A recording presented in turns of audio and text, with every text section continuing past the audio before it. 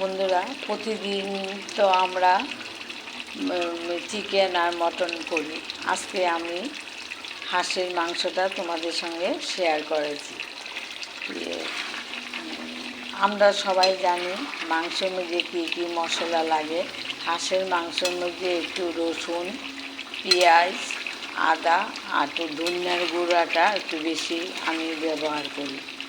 আজকে আমি হাঁসের মাংসটা তোমাদের সঙ্গে শেয়ার করেছি। কে কে হাঁসের মাংস পছন্দ করো আমাকে কমেন্ট করে বলবে।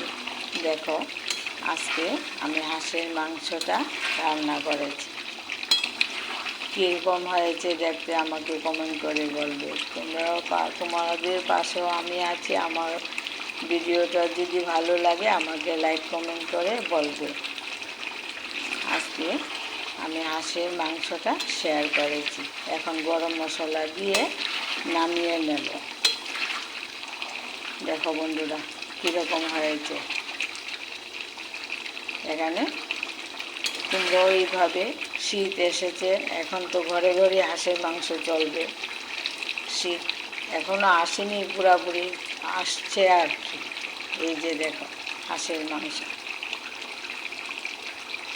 ভালো থাকো, সুস্থ থাকো।